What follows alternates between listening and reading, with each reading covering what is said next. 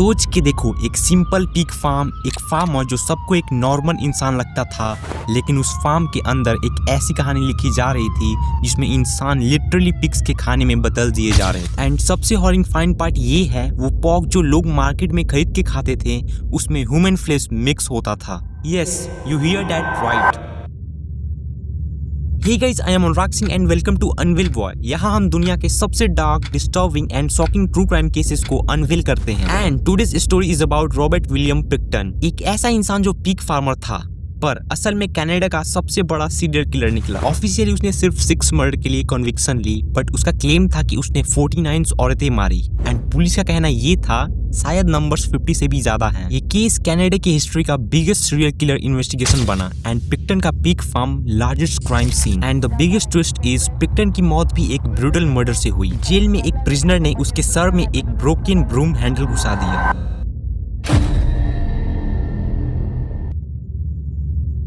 Robert पिक्टन का जन्म 1949 में ब्रिटिश कोलंबिया पोर्ट कोकिटलब में हुआ, एक सिंपल पिग फार्म फैमिली में। पर बचपन से ही वो एक वियर्ड और सोशली ऑकवर्ड इंसान था। डर्टी स्मेल, पिग कचड़े में काम एंड स्कूल में बुलिंग ने उसे इंट्रोवर्ट और स्ट्रेंज बना दिया। फार्म के बिजनेस से ही उसकी लाइफ चल रही थी, पर 1996 में उसने अपने भाई के साथ मिलकर एक आइडिया सोचा, biggest place good time society. एक नाम जो सुनने में चैरिटी लग रहा था, पर असल में ये एक वाइल्ड पार्टी स्पॉट था। बाइकर्स, ड्रग्स एडिक्ट्स और सेक्स वर्कर्स का अड्डा बन चुका था। Rowdy parties, loud music, drugs and sex trade, एक perfect haunting ground for a serial killer. And guess what, approx 1700 लोग रेगुलरली इन पार्टीज में आते थे। 2000 में फाइनली अथॉरिटीज ने इस प्लेस को शट डाउन कर दिया due to complaints, but by them Pickton अपना डार्क मिशन शुरू कर चुका था।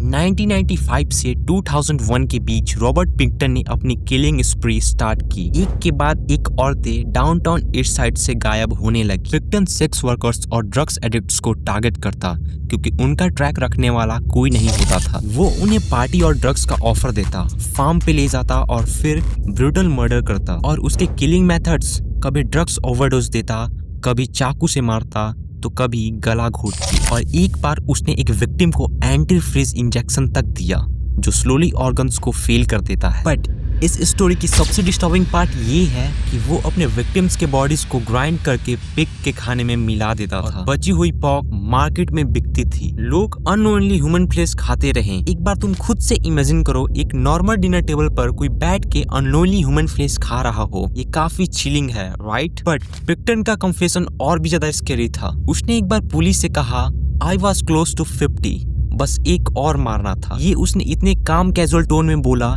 जैसे ये उसके लिए डेली का काम हो। एंड यहाँ से पुलिस की सबसे बड़ी फेलियर स्टार्ट होती है। 1997 में एक औरत पिक्टन के फार्म से बच के निकलती है। उसने फाइट बैक करके पिक्टन को स्टैब किया और रोड तक भाग के हेल्प मांगी। कोइंसिडेंटली वो और पिक्टन सेम हॉस्पिटल में एडमिट हुए। हॉस्पिटल स्टाफ ने पिक्टन के पॉकेट में एक हैंडकफ की पाया, जो उस औरत के विस्ट से लगी हुई हैंडकफ से परफेक्टली फिट होता था। पिक्टन को अरेस्ट करके उस पर attempt murder, assault with weapons and forcible confinement के चार्जेस लगे। But guess what, charges drop हो गए, क्योंकि कोर्ट ने बोला कि वो औरत एक ड्रग एडिक्ट है एंड वो एक रिलायबल विटनेस नहीं है। फिर 1999 में एक वर्कर ने पुलिस को बताया कि उसने पिक्टन के हाउस में एक डेड बॉडी लटकी हुई देखी है, बट पुलिस ने उसके स्टेटमेंट को इग्नोर कर दिया। एंड एक और इन्फॉर्मेंट ने बोला कि उसने फार्म में औरतें के पर्सेस और आईडी कार्ड देखी, पर पुलिस ने कहा ये एक हियरसे एविडेंट है, वारंट नहीं मिल सकता। एक बार तुम खुद से सोच के देखो कितनी जिंदगियां बच सकती थी अगर पुलिस थोड़ा सीरियसली लेती।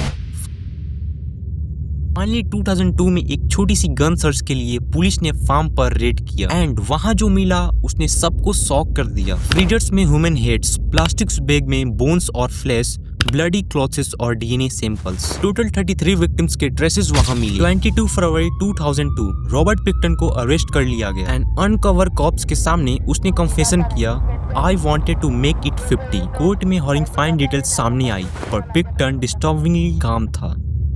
9 दिसंबर 2007 उसने 6 मर्डर के लिए गिल्टी पाया गया और लाइफ टाइम इम्प्रिजमेंट दी गई। बाकी 20+ चार्जेस ड्रॉप हो गए।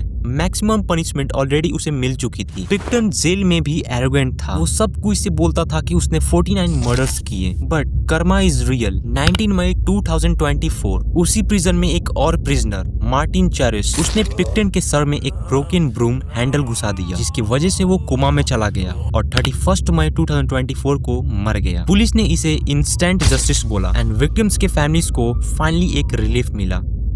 ये केस हमें एक इम्पॉर्टेंट चीज याद दिलाता है, सोसाइटी में सबसे ज्यादा डेंजर में वही लोग होते हैं जो ऑलरेडी वीक पोजीशन में होते हैं, स्पेशली सेक्स वर्कर्स और इंडिजिनियस वुमेन। और हमेशा याद रखो, मॉन्स्टर हमेशा डरावने नहीं लगते, कभी कभी वो एक सिंपल इंसान के रूप में छुपे होते हैं। सो गाइस, ये थी Robert Pickton the pig farm killer की क्रीपी और डिस्टर्बिंग कहानी। तुम्हारा इस केस पर क्या ओपिनियन है? क्या तुम्हें लगता है कि अगर पुलिस शुरू में ही सीरियसली लेती तो इतनी जिंदगियां बच सकती थी? मुझे कमेंट्स में जरूर बताओ, I read each one of them. और हाँ, अगर तुम्हें ऐसी ही डार्क और शॉकिंग ट्रू क्राइम स्टोरीज पसंद आती है तो लाइक करो, शेयर करो और अनविल बॉय को सब्सक्राइब करना मत भूलना। मैं हूं अनुराग सिंह और मैं वापस आऊंगा एक और ऐसे ही क्रीपी केसेस के साथ। तब तक stay curious, stay safe, and keep unveiling the truth.